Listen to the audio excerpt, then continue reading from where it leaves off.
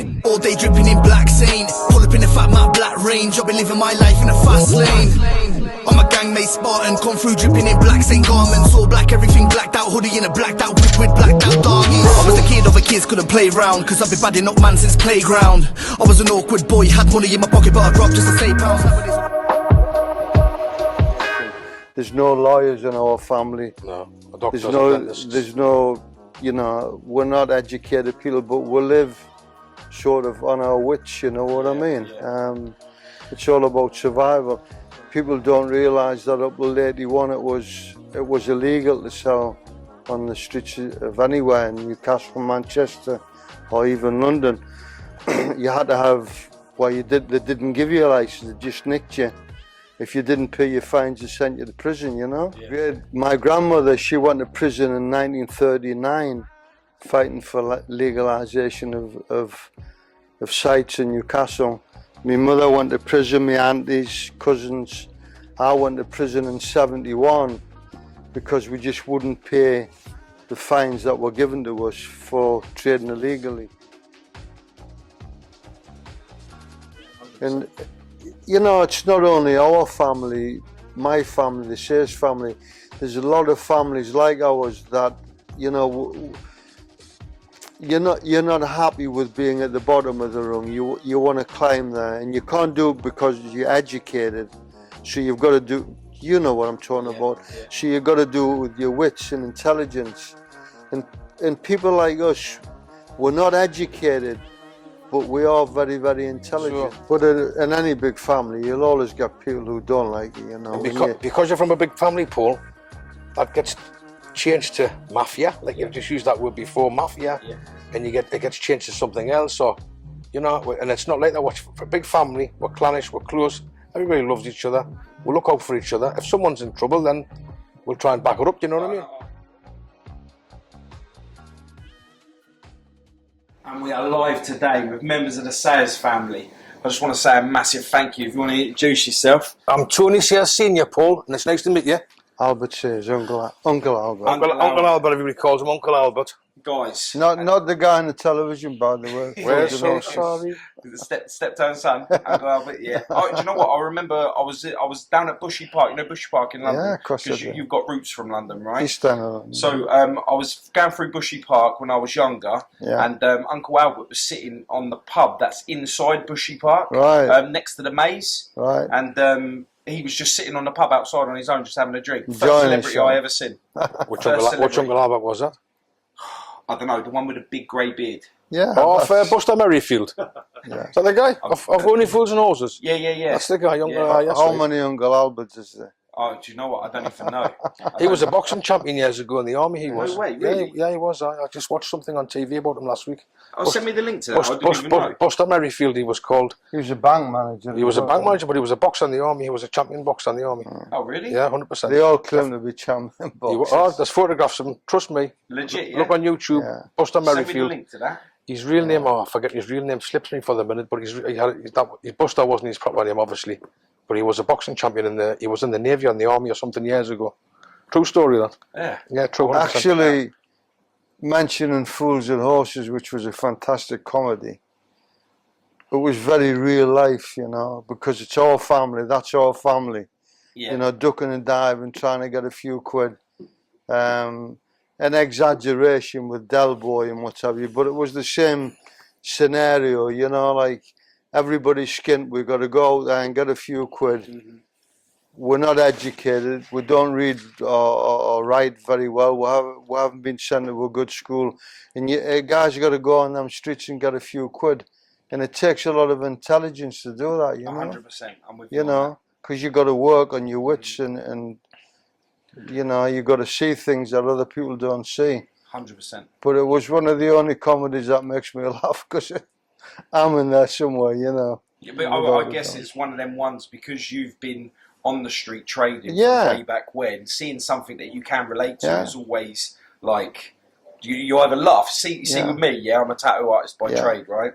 So when I see these tattoo shows, I think to myself, it's not done like that. Yeah. Not at all. It's like you wouldn't do that. Like, Yeah. why would you do that? Yeah. So they quite frustrate me. So Yeah. I tend not to watch them too Yeah. much, you know. Yeah. But I guess with Only Fools and Horses, Yeah. they were guys from the street who wrote. Yeah. that, We and see they put that together. we see lots of similarities in there. Yeah. Because I think when I was a 10-year-old kid, we had Rodney's job where we used to keep me and my cousins, all relatively the same age, all kept toots, which was keeping your eyes open for the old bill.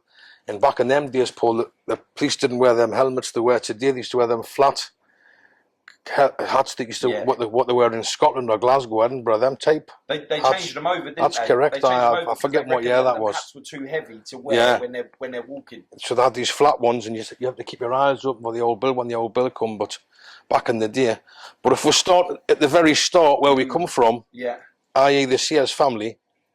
I mean, me and my cousin wrote a history book, not a crime book, but a history book called The Breed Apart. Yeah. Which is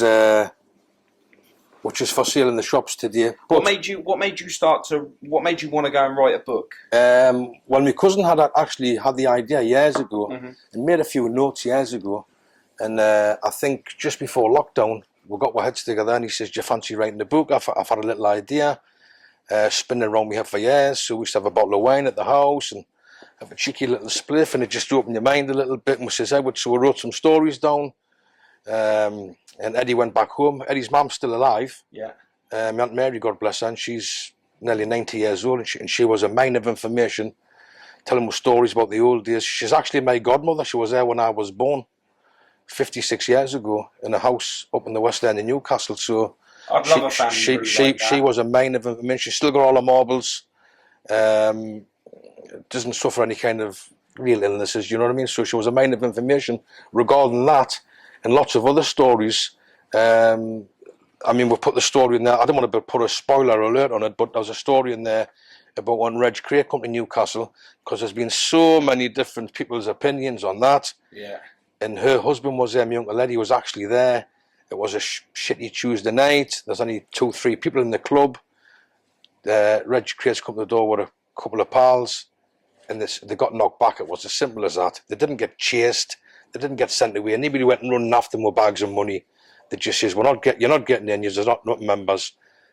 So this is right, fair enough. They got the train back to London. There was nobody got chased. You'd be a fool to chase the Cray twins, Paul, because you don't know what retribution would come back on you. Do you know what I mean? But it's crazy with the craze. When you bring that up, like from all the podcasts that I've done throughout different towns, like they didn't just stick to London. Yeah. They tried to branch out. They tried to branch out, but unsuccessfully, if I'm being honest. Yeah. I mean, you get to hear tales now. There was lots of firms in London, hundreds of firms. Yeah. So they were like big fish in a little pond. Can I say that? But like I said, to start at the start, Paul, where there was a bit of history goes back. We've always had. I mean, well, Albert boxed years ago. He was a boxer as well. Yeah. His older Good-looking boxer. he never got hit much. His older brother, my Uncle Frankie. Frankie was a boxer as well. I'm not sure what weight he was. It was lightweight or welterweight. Featherweight. Featherweight. And he was a professional boxer, Frankie. And we've got a nephew who's boxing now, Morris says. And we've got a nephew now who's boxing, Murray. He's a cruiserweight. But we're putting the cart before the horse here, because that happened later in life. To write a book, you've got to have a story. Not everybody can write a book. Mm-hmm. Yeah, absolutely. So starting from the beginning, like our family came up from my land in London, and we were all street traders by trade. You know, we weren't educated. Hawkers. You know, we were street traders, and my great-grandmother, my grandmother. And that was the way we were all taught. We weren't sent to school basically to get a good education. There's no lawyers in our family. No, a doctor's there's no, you know, we're not educated people, but we live sort of on our wits, you know what I mean? Yeah. It's all about survival. And the book goes back and tells you how it evolved, you know. People don't realise that up till 81 it was illegal to sell on the streets of anywhere in Newcastle, Manchester, or even London. You had to have, they didn't give you a licence, they just nicked you. If you didn't pay your fines, they sent you to prison, you know. Yeah. What stuff was you selling? Whatever you were selling. Our family were fruit traders, you know. Yeah. And my grandmother, she went to prison in 1939, fighting for legalization of sites in Newcastle. My mother went to prison, my aunties, cousins. I went to prison in 71 because we just wouldn't pay the fines that were given to us for trading illegally. Yeah. And then in 81 we managed to convince the city council and the authorities to give us a license. And so from 81 we've been trading illegally. But it was a hard fight, that, you know what I mean? It wasn't easy. You go from selling fruit and something that you can hold on to for a couple of days. Once you've got what you've got, well, I mean, you have to sell it. You got to remember, you know, the old bill used to take right liberties with us. It wouldn't be allowed today. I mean, they used to throw us in the, like if you were trading it illegally, they'd come and they'd throw you in the back of the van, take you down to the police station, lock you up for 4 or 5 hours, give you a backhander, you know what I mean? It was all that kind of thing. You can imagine what prisons were like back then, Paul. Back in them days, when your granny going to, or your mum going to 39, can you imagine? 1939 for a woman to be in prison. That was, I mean, when I was in 71, it was bad. Was there all women's jail there? Or was it like there would, sections on one side, women on the there other, would, same there prison? would have been, yeah. But having said that, in them days, prisons were pretty bad. I mean, they're pretty bad places now. But in them days, it must have been really, really terrible. Well, now you've got like heating, you've got electric, you've got all of the above. We've got TVs. Back then, TVs. Telephones, TVs, everything. Yeah, back then, I guess, if you did have heating on, that would only be for a certain amount of time. That's and then by the right. time you woke up in the morning, because I know there was a lot of pneumonia back then with people that were in prison. Yeah, that's right. Especially for the winter I mean, time. you know, they were just bad conditions, you know. I mean, people just don't believe that these things happened, you know. You know, with every family, and you've got to remember, you've got a family name that's powerful, strong. Yeah, very. Now, I used to live in Sunderland years ago, and I'd heard about you guys. Yeah. I met you first. I had the conversation with you.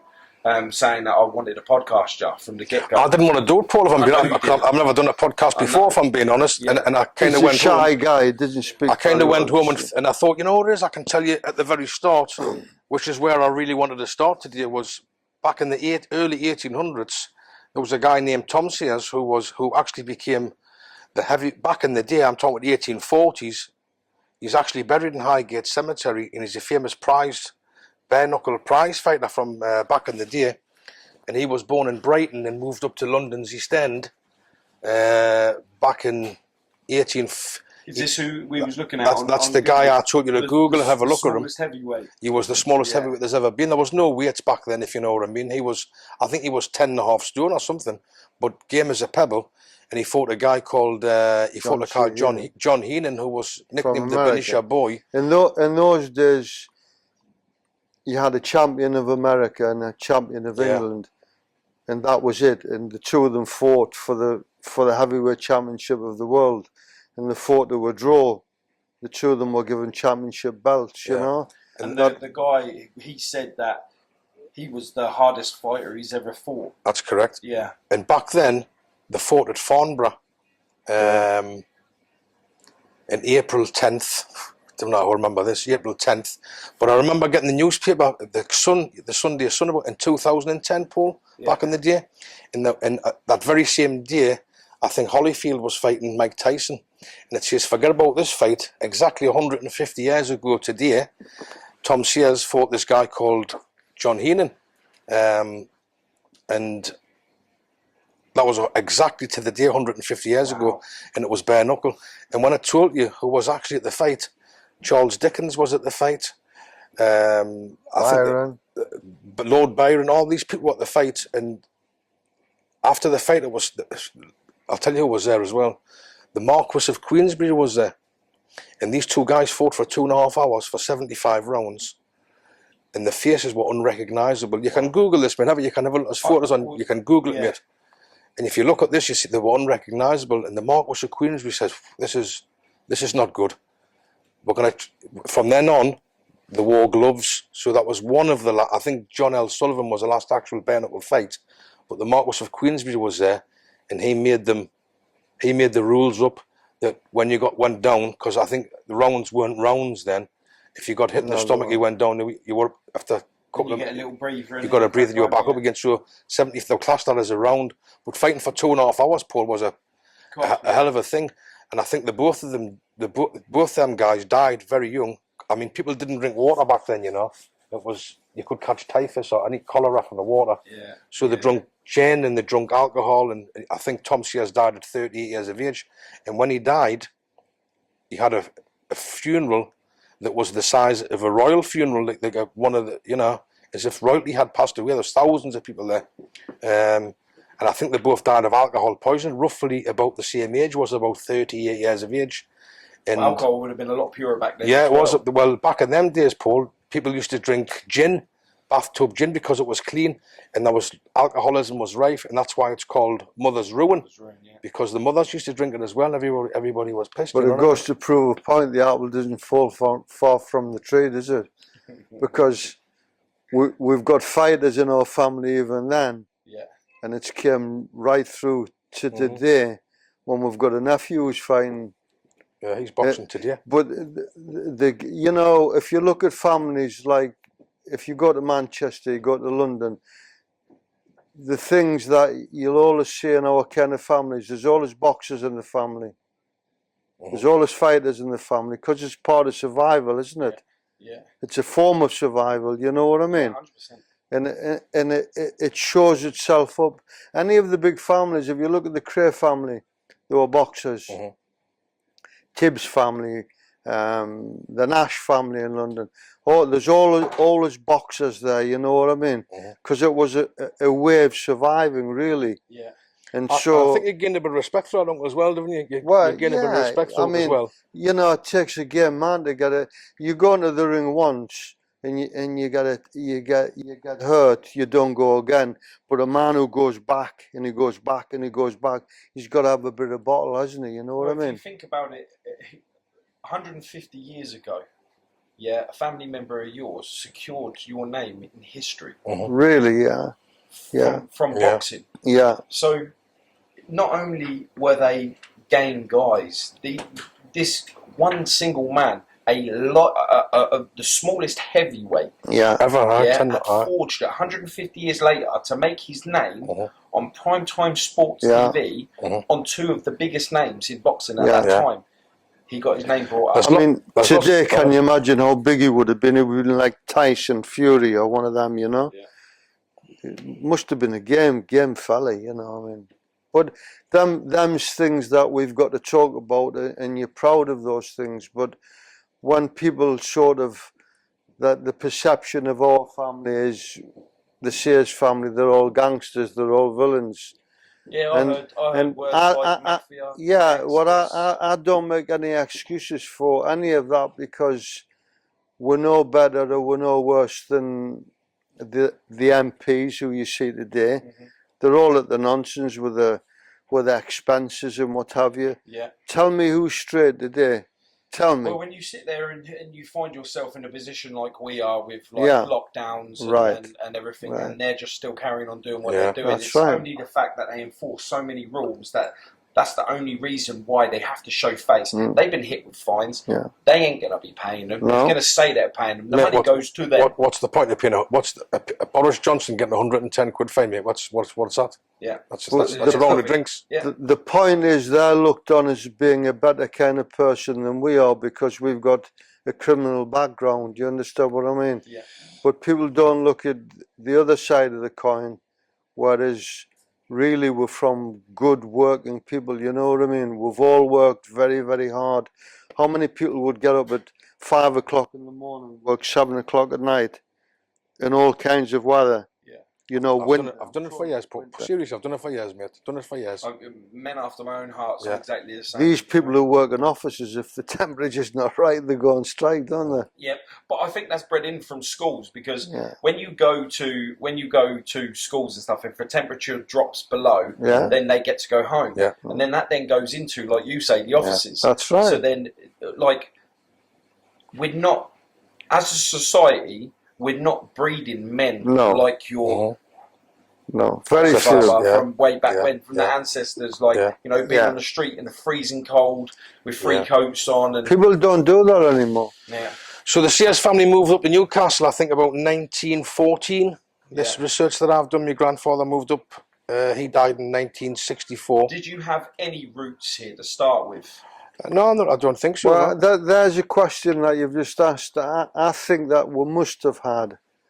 Because I don't think a family from London would have moved up here so far if they didn't know anybody up here. So I think we must have had some kind of route. I think Zeppelins dropping bombs, the first Blitz. Yeah, but why move to Newcastle? Because it's the furthest place to get away from the bombs, I would imagine. When did the steel and that lot start up here? Steel. Yeah, that's like more Middlesbrough concert way. Because here was more cool. You guys would have come up here back then because there was more work there.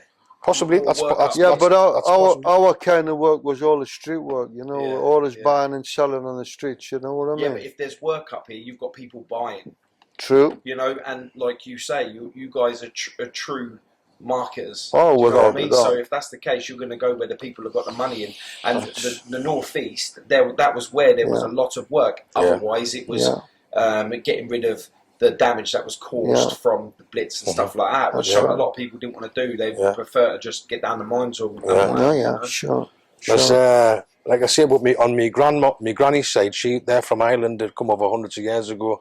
That's what we've written in the book, Paul. That's what that's more or less about. When my granny came over from Ireland 150 years ago, and she had 9 daughters and 1 boy, so all them daughters married different men. So you've got the Searses and you've got the Kellys and you've got all different branches of the family, but we're all closely related, you know what I mean? So you would have had for what you was doing with like street market and stuff. A lot of the ships and that were built up this way. That's correct. Shipbuilding, There'd be a lot of boats sent and ported here. Yeah. So you would have probably got, or your ancestors would have probably got a lot of the stuff that was brought in from, I don't know, navies that come down, possibly, things like that. Yeah. So, like, I'd imagine, from a street trading point of view, Newcastle, family ties or not, probably would have been quite appealing. Yeah. Yeah, I think so, yeah. I think moving from the slums of the East End, that's got to be a big thing, because they were notorious for breeding grounds for disease, stuff like that. You know, if you've got 5 or 6 kids, only a certain amount of them's going to survive. So think about it. London was built on clay. Yeah, to move from there up to here, it doesn't sound like a bad thing, does it? You know, I mean, it makes you stronger. When you come from poverty, you want to get out of that trap, don't you? So you've got to work and you've got to go forward. You know what I mean? Yeah, 100%. And you know, it's not only our family, my family, the Sears family. There's a lot of families like ours that, you know, you're not happy with being at the bottom of the rung. You want to climb there, and you can't do it because you're educated. So you've got to do. You know what I'm talking about. Yeah. So you've got to do it with your wits and intelligence. And people like us, we're not educated, but we are very, very intelligent. And we've got to be, because otherwise you don't survive, do you? My dad, Paul, I'm so thankful. My mum and dad are still alive. They're still together. I've got so much to be. I'm blessed. Still together. Still married. I've had a fantastic upbringing. And I see some podcasts, certain people that have had terrible lives as children. They've been dragged up. I think you mentioned before, your brother got killed. You've been in homes, bang, bang, bang. And I look at myself and think, wow, you know, how would I have handled that? Could I have handled that? I'm not so sure. To tell you the truth, mate, I haven't really handled it. Yeah. You know, like when I lost my brother, murder was on my mind. Yeah. You know, I did go out looking for the people. I did try and kill 4 people. These were 4 people that took my brother's life. I turned up to every one of their houses. they was not there. They left. They were in hiding. Yeah. I even went to some of the spots. I ran through windows, like literally, I ran through double glazing windows because they thought because they were in their house. It's really hard. So I had to focus on things, and the things I had to focus on was just bringing attention to just the world. And I'm very blessed with the channel and people like yourselves taking the time out to tell me your family history and just making everyone know, because I always knew there was always the truth behind everyone's rumours. Yeah. You know, and some people might get it right, but you remember, you see, from this, I can tell anyone anything. We've got it proof. It's on camera. This is your story, your family history, your family future. But if you would have told me this in a pub, and then I would have gone to another pub and a week later and been like, oh, I was with the Sayers, and then I've said to them the truth. By the time they've gone off and told their friend, there's something added to it. There's something taken away from it. They then put something in that they think is in play. And then the next thing you know, you've got, I like when I lived up here, Sayers' name, even in Sunderland, strong. You know, I think people that don't like it is because we speak the truth, and if you didn't like the truth, then I find these days, and we tend to stick the truth. We tend to stick together. We tend to stick together. Paul, we're from a big family. That doesn't go down with some people very well. So you know what I mean. So, but in any big family, you'll always get people who don't like you. You know, because you're from a big family, Paul, that gets changed to mafia. Like you've just used that word before, mafia. And it gets changed to something else. So, and it's not like that. For a big family, we're clannish, we're close. Everybody loves each other. We look out for each other. If someone's in trouble, then we'll try and back it up. Do you know what I mean? I think every family is like that in a way. Do you know? Like I think if someone was hurting somebody and you was all family, you'd turn up. It's just the way it is. You're there, aren't you? You've got to be there. You have to. I think a lot of families, Paul, today, modern day families, there's a lot of bickering. People don't like each other. Certain people, there's Ricks here and there's Ricks there. I suppose every family's got it. Got Prince Andrew. He's been outcasted for his dirty deeds. You know what I mean? So every family's got it, and but our family has as well, to a certain degree. But the majority, 99.9%, we're clannished, and we stick together and we look out for each other. Do you know what I mean? There's a respect there, which is some people do like it. But it goes to show how strong your family is, that your mum and dad are still staying together forever. I've got 3 sons and I've got a daughter, and every time my kids have been in trouble, I'm going to tell you, I live on my own. I live with my two smallest kids. My oldest boys, I'm pleased to say, the 32 this year, the twins. If I should say so myself, they're handsome lads. They're good lads. They are good looking lads. Yeah, they're good lads, mate. They've got good jobs, mate. They work offshore on the rigs. And that makes me so proud, immensely proud. The straight guys, never been in trouble. I tell them, trying to be a villain today. I tell anybody this, anybody who's even thinking about trying to be a villain. There's cameras everywhere, man. There's an eye they can pinpoint you with electronic things. Tony, you don't want to be a villain, or you don't want to try to be a villain, because it's environmental facts that make you a villain. I just feel like sometimes when people watch these films, either Goodfellas or certain films, I want to be like that. I think young kids today, they look at these films, guys and they think it's a fantastic world to be in. It's not a good world to be in, I mean, a lot of my pals have done time, you've done 5s and 8 years. Great fellas, you know what I mean? But they've been in a position where they've had to do something. And can we judge them for that? I can't judge them. Because I know for a fact these are good guys. And I know for a fact that the people who make these rules and regulations, they're the bastards.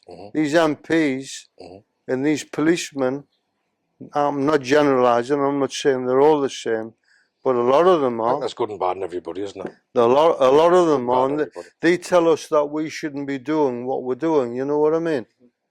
I don't think, even these days, I don't think you can get real criminals anymore. And I think a lot of kids on social media, they feel like they're criminals because they put a video up and it got 1,000 likes. And I think, long gone the days of the old time guys and girls, because you had the mums that knew how to keep the roof over your head and you know, keep you, like, by fighting your corner, you'd be in trouble, and you'd come out and your mum would be like, no, you know what I mean? Yeah. They'd fight your corner and stuff. But what made it great back in the day is because you had to hustle to survive. Like now, you don't have to hustle. No. Because everything's given to you. The one thing that you had in those days was respect. Today you haven't got respect. You've got these young kids, they'll go around chatting about old women and old men and stealing purses and handbags. It's all for drugs now. They're not the kind of villains that we are involved with, or we know, or our people were like that. They never hurt old people. They never hurted kids. They went, all right, they rob a bank. Okay, it's good or bad, but that's what kind of people they were. Yeah. Do you understand what I'm saying? Yeah. I mean, if you look at the American West, Jesse James and them, they did the railroads and the banks because they had all the money, and they'd been taken off the poor people. And it's the same today. It doesn't change much, you know what I mean? No. But the young villains who want to be villains today, first of all, they're involved with drugs, which is, for me, is a very, very bad thing. And then when they've got drugs in them, they do these things, you know. I mean, there was a case the other day, a little girl, God bless her, 12-year-old, a 14-year-old guy stabbed her and killed her. He's 14 and he's killed a 12-year-old girl. That never happened nowadays. What's changed? Yeah. Recently, 2 days ago, 3 days ago. Wow. It never happened nowadays. You understand what I mean? Walking around the city centre now, Paul, I was born in 65. When I was in 1975, I used to keep watching from Uncle Albert, crafting the streets years ago. I've never seen people sleeping on the streets or begging. There seems to be hundreds at every street corner you go on round now in Newcastle. I don't know what other cities are like in the UK.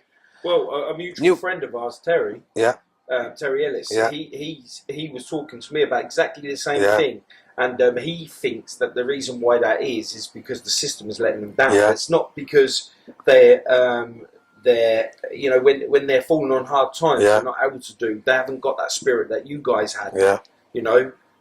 When if you was falling on hard times, you would hustle, you'd graft, and that would come about. These people ain't, so they're being let down by the system. When you speak to some of them, some of them are ex-vets. They fought for the country. They've been in Afghanistan. They're ex-vets. They can't get a room or a house anywhere. That you know, they're dying on the streets. Yet it boils me piss to think that I'm not having to go at foreigners or anything like that, but people coming across here on boats, mate. They put them in hotels. It's costing the government £5 million per day to keep them in there. Do we get asked about that? No, they just shove your poll tax further up. So you're kind of paying for it. It's like, you've got to shut up. It's getting done, blah, blah, blah. But we're not happy with it. Do you know what I mean? Back in the day when we weren't happy with anything, we used to unite as, you know, Brits and just put our status in there and let everyone know rioting or anything. But that's all frowned upon now, Paul. It's all frowned upon. But the thing is, you're the class as racist, or you're a bit, you know, these type of things. It's awful. Get the riot because most of the people that are not interested, because a lot of the people are now multicultural. They're marrying, they're having children with you know, so they won't get up with you and they won't stand by you. And they won't cause these riots to show the government. We're not saying no, they can't come.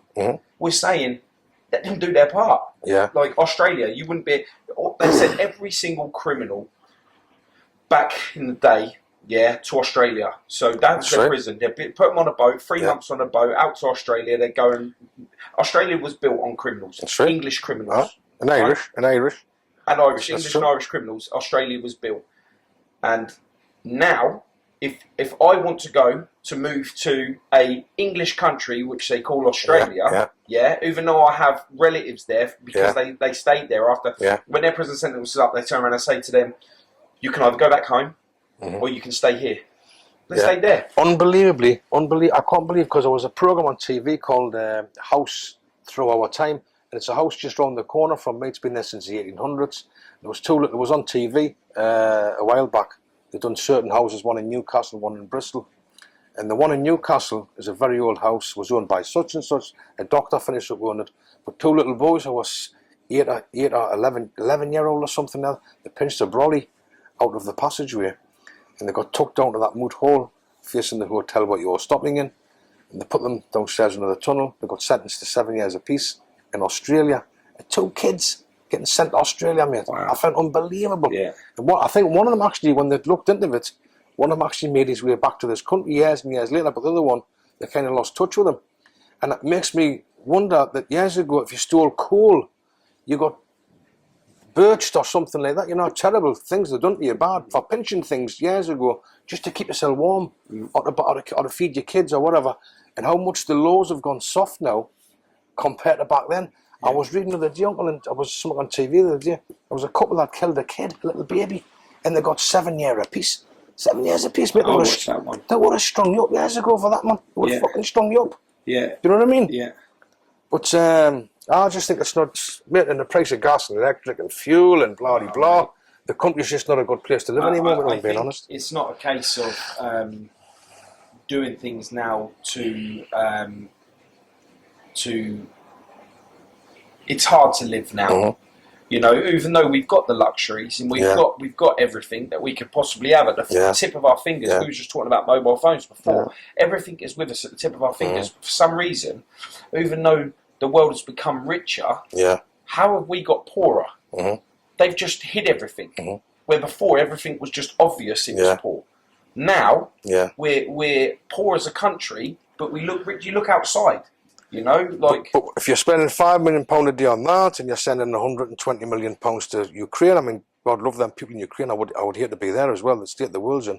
But send money there. I think we send money to India. We send money all over the place. And there was a story we used to get tell you, charity begins at home. I don't know if you should. That's. You think about it now, right? This I have to say, this is the strangest place for starters I've ever done a podcast in. Tell us where we are. We're upstairs, and there's a friend of mine. 100 yards from Newcastle United football. Right, well, Newcastle United football ground's just there. Well said, Alan. It's St James's Park's just round the corner. This is actually called Bark on Stonehouse, and my friend has a little. He's an Italian guy, and he has a little coffee shop in the corner of it. It's called One Oak, and it's Oak stands for one of a kind. Yeah. So that's why he's called One Oak. He's a lovely guy, Rossano. We've had a glass of wine today with him and a bottle of water, and he's given us some Welsh rarebit, which my Uncle Albert thought was Welsh rabbits, and he says, "Can you take the ears off it?" But we've had a lovely day today, and it's just an unusual place for it. And now the light's good for it, and we've got the nicest of furniture. The reason why I brought this up, is it is definitely the weirdest place I've ever done a podcast in. But can you imagine way back then talking about the riches of today, where it made it to look rich? That you're sitting on a sofa that is for sale in this shop. With a price tag. £1,245. This is the sofa you're sitting on. How does that make you feel from being on the streets trying to make five bob? Crazy. Five bob. Crazy. To now sitting on a sofa that what would you have had to do to make £1,245? It's just unbelievable, isn't it? You know, it's a month's wages, isn't it? Yeah. This is what I'm saying. It's more than a month's wages. And this is what we're doing. We're hiding the fact that the world is still the same as what it was when you was doing your thing.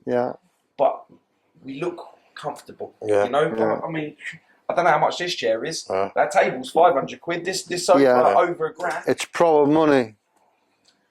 Much is it, Paul? Oh my God. Much is it? They've took half of that chair away and doubled the price. Right, okay. So this is 1,739 quid. It's unbelievable. And I'm as uncomfortable as hell. Really? Yeah. Well, that's a comfy chair, that. It's because you've been fine. All right, that's But can you understand what I'm saying? Of course, yeah. Like you've put so much graft in to your history that if you don't put this message out there, people are forgetting because new cultures are coming in, and all we're worried about is everything from other countries, like what you said, you know, sending the money out to Ukraine and doing that. That we're slowly, people that haven't lived what you've grown up to be, people are forgetting that. There's millions of people objecting to it, but they're scared to say anything, Paul. They're scared to say anything because you get classed as a racist or a bigot or whatever. There's so many new words that have come up with now to call you if you don't agree with the system and go along with it. That's what they do. But everything's just going Johnny, up. we've never agreed with the system because there's always been the system and there's been us. Yes. What do you mean when you say that? Well, the system is, for me, I've never had any sort of, you know, the system is as crooked as what we are supposed to be. Yeah, yeah. Do you understand? Look at your role models. You've got your MPs. Most of them's all crooked, one way or another. Yeah. And they're telling us that we should be doing things. They're doing what we shouldn't be doing. You understand? Yeah, I totally understand. Well, Boris Johnson made them laws, and look what's happened. It's so hypocritical. Look at the flaws that they found with the police now. You know, when we were kids, we thought, oh, the police, everything they did was right, and they were very honourable people. I'm not going to generalise, but now look at all the flaws and cracks they found with the police. Times when they should have prosecuted, but they didn't. Yeah. People who are done for sex offences against kids, and they go to court and they give them an easy option. They end up doing 4 or 5 months in prison. But we do something, for instance, a robbery of some kind, and they give you 15 years. Yeah. How does it work out?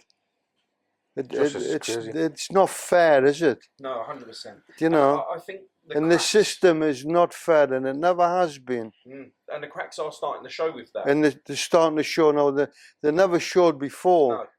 but now they're starting to show. People's beginning to ask questions, and they're saying, "That's not right. I want you to answer that." And do you know what it is? Yeah. The other thing that I've noticed when it comes to, see, when a police officer does wrong, yeah. Now, you, like myself, will know a lot of people behind the door in prison. Yeah, right? of course. Now, you've had some police officers from your neck of the wood here that has gone to prison. Yeah? Yeah. Down my end, exactly the same. We've had police officers going to prison, London, things like this, right? Yeah. When they go to prison, how comes the people in prison have never bumped into these coppers? Because they're doing nonsense rings, weren't they? Will they? Because there's some high-profile people that are character witnesses against big names. They put them on the nonce swing as well. They do, yeah. Yeah? So how can these people never bump into them? Because I believe that these guys are not going to jail. I believe because they're protected. They'll say they're going to jail. They'll move them off, give them a new name, put them in a new area. They are protected, yeah. Because have you listen? You tell me. Have you honestly heard that you've known anyone that spent time with a copper in jail? No, never. Where are they putting them? No. There must be somewhere for them. Paul has got to be. There must be a Change the name. New Paul, place. Paul in the 60s, you and I were talking about the West End of London. You go down Berwick Street, Soho. All them coppers were bent down there in the 60s. They were all taking the bung. Because they got paid so little, didn't they? Back no, that doesn't make any difference. It's supposed to be honourable people. They were all taking the bung. Loads of them were taking it. And that was all covered up, wasn't it? Yeah. You know, I mean, now we know about it, but in the 60s, you didn't know about it. They were all bent. They were as bent.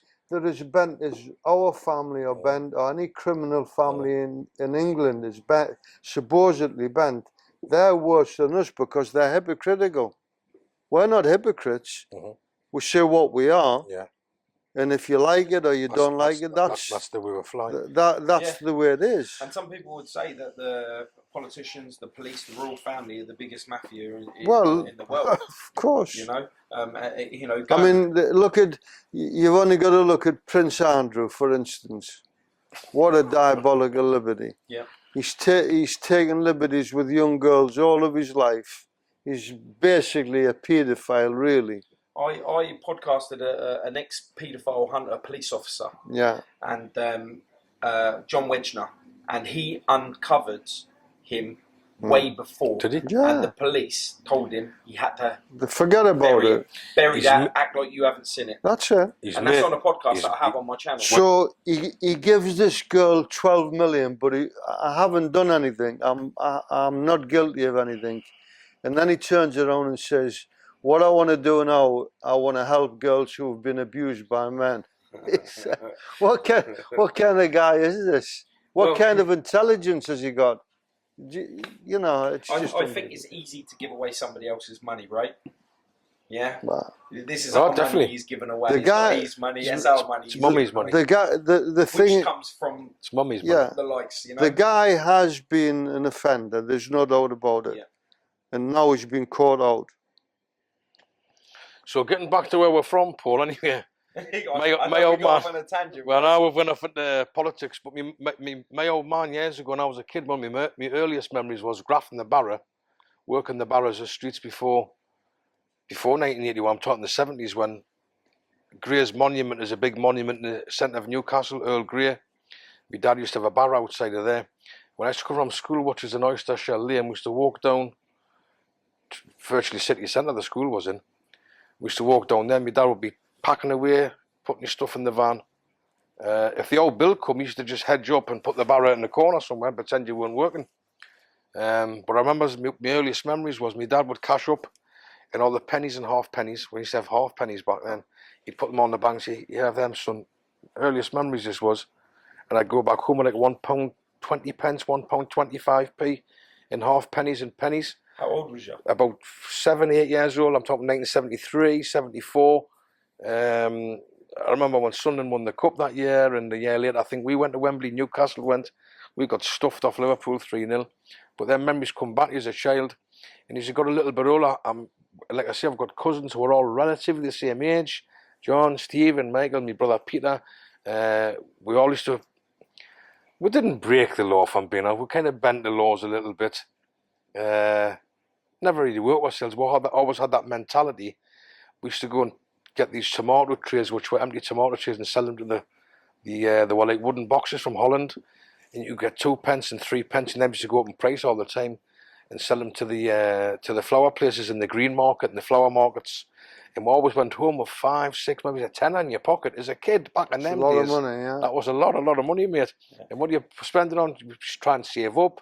You bought yourself some plimsolls, baseball boots were the job then, or airwear came out. Remember airwear? Yeah. And people used to wear riding boots back in them days. And I remember Uncle Albert we called it graphing the suitcase. You'd open the suitcase, you sell a bit of jewellery, and you had certain people, like, I remember when Del Boy was selling one of them back repair kits, and Uncle Albert came in, and he'd rubbed his back. Yeah. Well, them were called Rickens. Them were called. They were called G's, actually. G's, Rickens. We used to call them Rickens. But you come in, he was part of the firm, so when you send a bit of jewellery, you'd say bum. He would once somebody made a purchase, then somebody else would do it, and somebody else would. It took a few quid, you know what I mean? So we used to keep watching outside of the clock bar on Clayton Street. It used to be really busy back then, the town.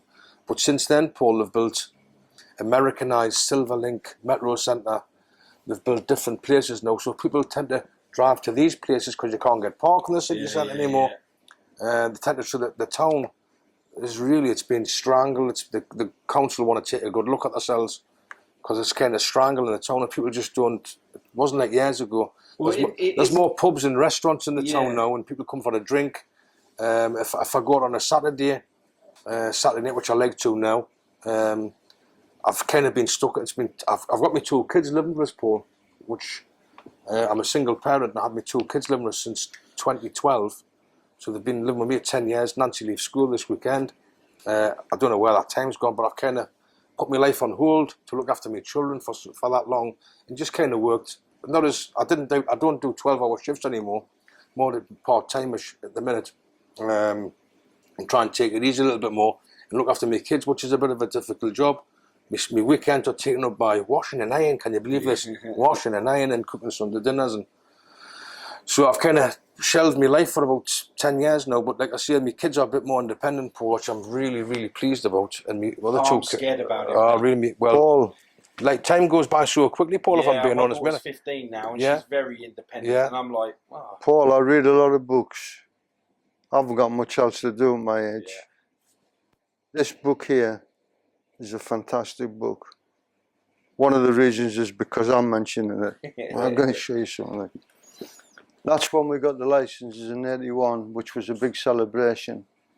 Are you in this picture? This is Albert here. This is Albert here, Graf in London, Hampstead Heath with the balloons. And that's me at Hampstead Heath, working what we used to call the big balloon at that time. I used to get on Hampstead Heath when I was younger. Yeah, really. So I'll get these pictures. Yeah. I'll put them up. This is my brother Peter Rocky Graziano. My dad. He was middleweight champion of the world. Graziano was. Yeah. Somebody up there likes me. You ever seen that film, Paul Newman? This is me and my missus working my barrow that I used to work. Now that barrow there is in the museum now in Beamish. Beamish Museum. Yeah, I would have Beamish. seen this. Yeah, that's still over there. The original barrow's over there. That barrow's there now, and that's when we used to work the barrow together.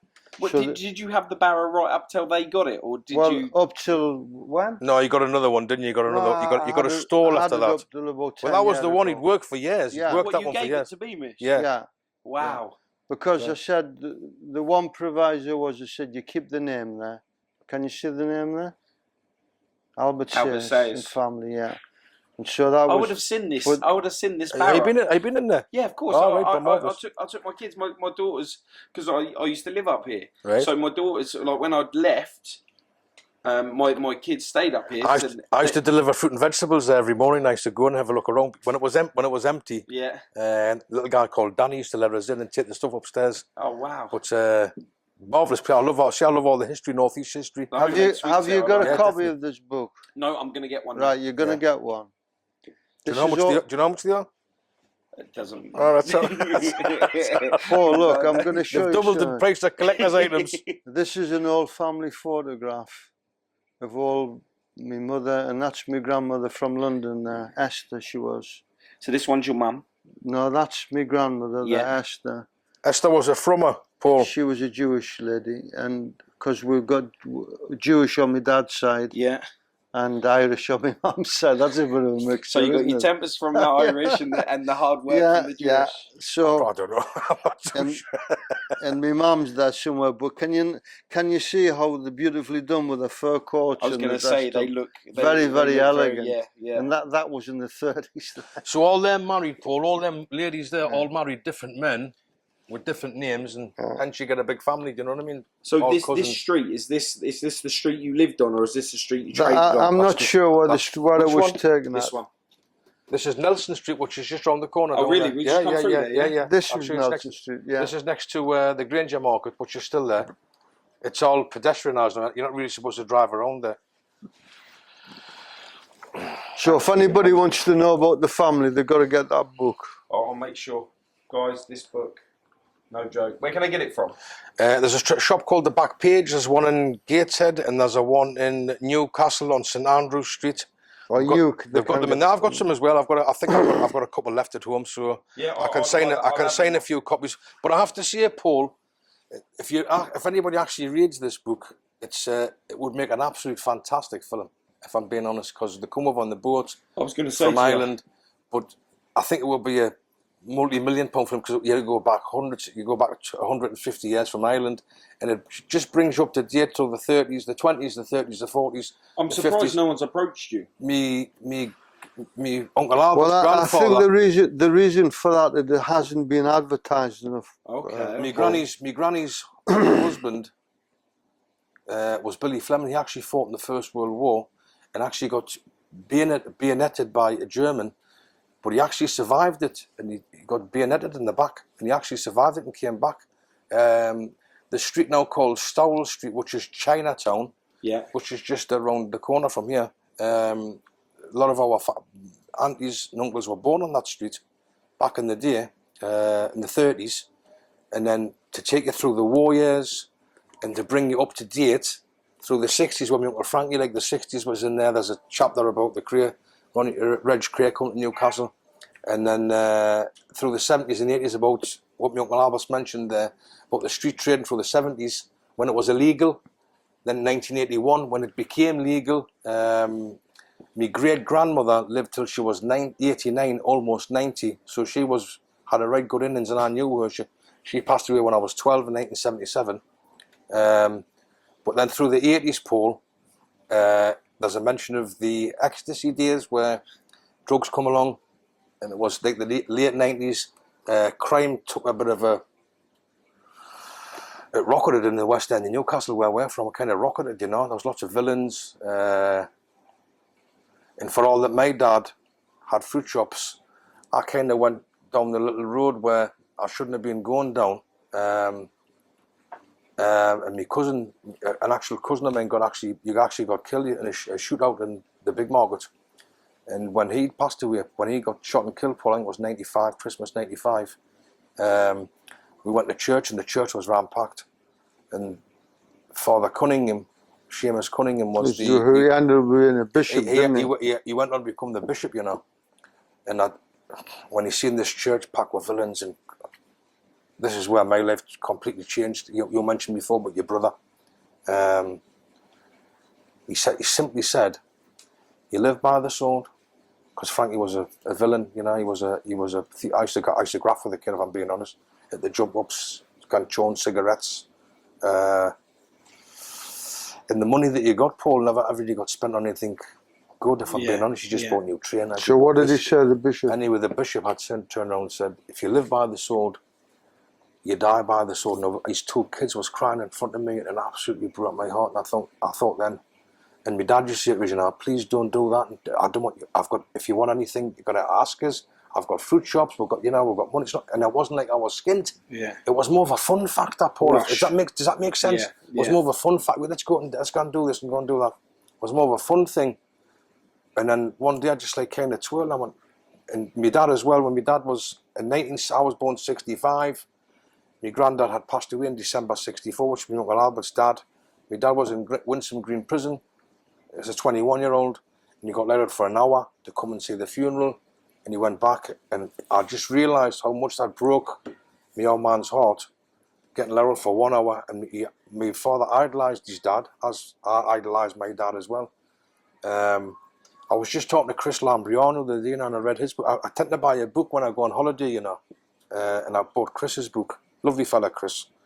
And I read in there that when he'd done what he'd done and stuck by the craze and got 15 years shoved up his arse, he broke his father's heart, and his father used to travel up and down the country to all these next Durham, Parkhurst, all these different jails. He went to see him, and actually, he's still today. Chris is in his 80s now, I think, maybe 80. He will be. Yeah, he is. And a lovely fella. I was on the phone. Yeah, I was on the phone the day to him, and I says, "If you ever come up," because his mum's from Concert. I think Steve had put some flowers on their grave. I says, "If you ever come up," I says, "come up, we'll take you for a food, and you know what I mean." But it broke his father's heart. And I didn't want to break my father's heart like that. So from nearly going down that avenue of being a criminal, I kind of went back on the straight and narrow, back to work. I've worked with some good kids. You meet good kids. And I think when you work for a few quid, Paul, you appreciate them more. You can buy a car. You can buy a nice car. You can buy a house. You can buy nice things. You know, you can sleep in your bed, slave for your night. You know, he's going to come and crash your door in. And so that makes me so proud of my children that my two twins have got good jobs. They've gone on nice holidays. They've got nice watches and things like that. You know, as I get older now, this is going to sound weird, but money doesn't really bother me anymore. I think that's the case a lot of the time. Money never bothers you until you haven't got it. I think when you're young, Paul, when you're younger, you want the nice watches, nice cars, nice bullets. I've been skint, and I've had money. I'd rather have money. Yeah, I know, but to be skint, it's not a sin to be skint, Paul. Never a sin to be skint. It's a sin if you didn't try. It's a sin if you don't try, but it's not a sin to be skint, mate. Yeah. No. Get off your arse and go and do so. I've seen some beggars down there. You can tell they're not real beggars. Yeah. And I feel like saying, get off your arse and go and do something. You know what I mean? Some of these guys are on £200 a day. Yeah, I know that. I see them they run into McDonald's and Burger King at night time, 6 o'clock. They go, "How much you made the day? How much you got?" And they go and cash up and they go. Do you know what I mean? So I know one guy. They were telling me about one guy. If he works on a Saturday and he works sort of through the day, and he goes to, what's that place in Gallagher? What's it called? The kitchen, the thingy kitchen. No, is it like the arena or whatever it's called in Gallagher? There's a big complex there. I don't know that. Says you make £500 a day. Oh, right. Sitting for begging. So then you've got to walk through the streets and you want to give somebody something because you think he could be genuine, but then you say to yourself, is economy, you know? I went for a massive stage of handing money over to a lot of homeless people. Yeah. It doesn't work, I honestly. walk into a shop, buy the food, and give it to them. Yeah. That's what I do. But you know what it is, Put? You know, if they want to buy a bit of tobacco or a spliff or something, you know, if that's what they want to do with their money, Just say it. Bang on. In Vegas, there's people with signs in front of them saying, "Please give me some money. All I want to do is buy weed." All right, I want a spliff. And you just think to yourself, "Do you know what? Just be honest. There you go. Yeah, you're honest as a day is long. It's being honest. That's true. So like I say, Paul, sorry to stop you. Like I say, as you get a little bit older, having your health on your side and having your kids happy, and I've still got my mum and dad, I've got lots to be, I'm blessed, you know, I've got a lot to be happy about me, if I'm being honest. So making a few quid isn't the be all and end all, you know what I mean? I've got a roof over my head, got my 2 kids living with us, everybody's healthy, everybody's happy. If my kids are happy, then I'm happy. You know what I'm saying, mate? I think deep down, if you work out the difference between being rich, is we're led to believe that money is what makes us rich. But then you can have money and have nothing. I feel such a wealthy man, Paul, that I've got 4 handsome kids. Yeah. Yeah. And you know... And that's true wealth, you know, health, happiness within your family, unity. Health is your wealth, mate, 100%. And trust, like, all the things that are free. They come before money. Your biggest riches. My dad's had a stroke now, a couple of years ago, bless him. But I can still talk to him and talk to you, you know. Before he's got a touch of the palsy, Bell's palsy, I know you mentioned earlier on about you. Yeah, you had a little bit of a run. Luckily, I never had the face drop. Yeah, well, he's my arm and my leg, so yeah, he's. We're getting slung out. So, like I say, Paul, getting back to the book, mate, The Breed Apart, mate, this book here is a fantastic. I suggest anybody buy it. I didn't want to put a spoiler on it, but that's a great book. There's a good friend of mine from London who's been in prison. He's done 21 years. Wrongly accused. He was on TV about a programme at Belmarsh, and that's Kevin Lane's book. Good friend of mine, a lovely fella. I've got a lot of love for... Fitted up and fighting back. He's a lovely kid. Yeah, you know Karen? We've done podcasts. I've actually been to his house. I fancy this to get made into a film. Yeah. And this would be a fantic film. I suggest anybody buy that book. Truly make an amazing film. Oh, absolutely brilliant. Brilliant, yeah. And not last but not least, a good pal of mine, Terry Ellis, who we was just on the phone to him. We were on the phone to him before because he didn't realise that I knew him. Terry's wrote a cracking book, and he's a lovely kid. He's actually wrote, I think it's like 11 books. That's Terry has. Living with the Beasts. Yeah. And that's a cracking read. I don't know where this book's come from. We are the Geordies. I don't know where that one's coming from. I think that's part of the fixtures and fittings in this place where we're at, mate, if I'm being honest. But yeah, 3 cracking books there, mate, if I'm being honest. Excuse me. Paul, to summarise everything, a great Irish writer, and I read a lot of books, and he said, notoriety is the evil twin to fame. And I think that sums us up, doesn't it? Yeah, I like that. I've never heard that before. I like that. Say that again. Notoriety is the evil twin to fame, by Oscar Wilde. I like that. And Oscar Wilde also said, someone might be in the gutter, but we're looking up at the stars. I think he said that as well, didn't he? He did. So it isn't all that bad, is it? Where's the future for the Sayers, for you guys? What's the next step for you guys? Paul, if my children are happy, then I'm happy. Seriously, I'm happy. Like I say, my mum and dad, they're 78 now, still together. You know, me and my uncle, when I get a bit of time off work, we just go for a bottle of wine, we have a bit of food, and we have a cracking time. I'm back in the house for 4 o'clock, if I'm being honest. But sometimes friends come from... A couple of years ago, about 10 years ago, Steve Wraith had invited me down to a premiere in London. This was in 2010. And my girlfriend at the time, as a car, and I went down with the twins. What a fantastic time. Met some right faces. Roy Shaw was alive then. Shook hands with Roy Shaw. Different people. Met some real nice people. Anyway, we finished up going to... so now and again I get invited back to Blind Beggars. And like I mentioned before, we're from the East End of London. So I kind of go down there with the... I look around and I'll go down to Blind Beggar as well. We was there literally about a month ago with Tommy Jitterbow, Michael Emmett, Maureen Flanagan. Yes. Maureen sent me a lovely book. Maureen's a lovely lady. She is a lovely lady. Yeah, sent me a signed book, beautiful Redder book, fantastic. I'm so happy that she got over cancer. Yeah, she's in remission now. That's a great thing. You got over that. And do you know what? She has got. That's a proper battle. Story. A hell of a story. Well, Paul, we've all got a story to tell, mate. It's the way we tell it, isn't it? I agree. And when I read, I met Chris Lambriano down there, and his brother Jimmy was there. Had a big crack with them. Had a cracking time. Finished up back, and Fred, an exclusive couple of people. Because I know I didn't let any Tom, Dick and Harry in, but we finished up in Fred Foreman's, I don't want to be name dropping, but we finished up in Fred Foreman's flat and had a cracking time with Fred. lovely old fella. This was, like I said, was a while ago. But went back down for his got invited to his birthday party when he was 85. I think he's more 90 now. Wow. Not in the best of health, but I was sending regards to Fred, you know. If you're watching there, God bless you, Fred. Yeah, God bless you, Fred. Lovely fella. Good one, Uncle Fred. Albert speaks to him on the telephone quite a bit.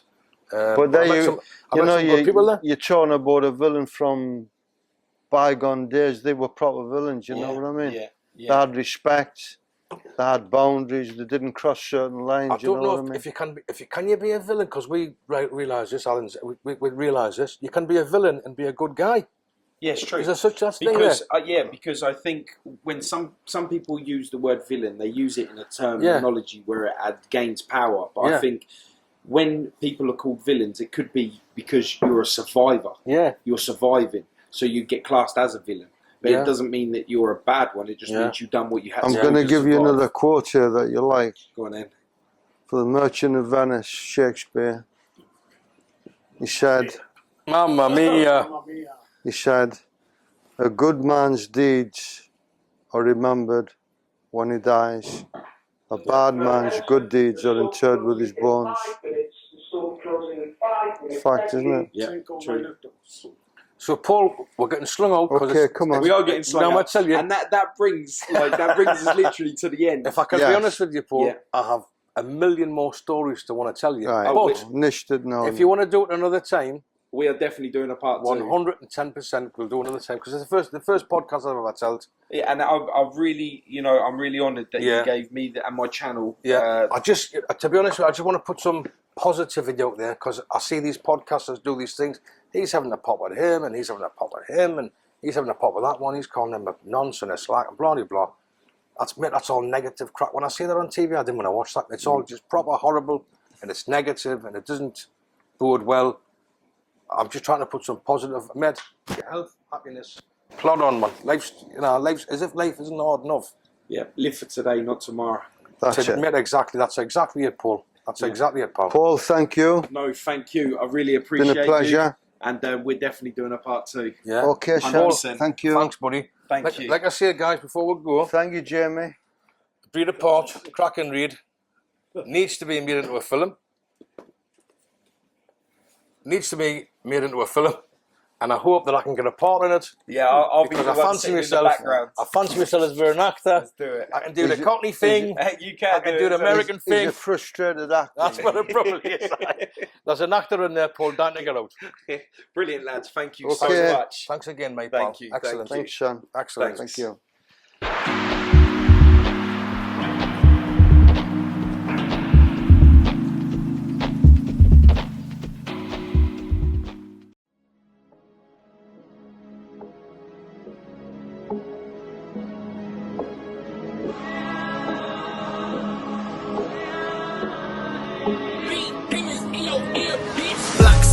Black scene, all day dripping in black scene. Pull up in the fat my black range. I've been living my life in a fast lane. I'm a gang mate Spartan, come through dripping in black Saint garments. All black, everything blacked out, hoodie in a blacked out, liquid blacked out.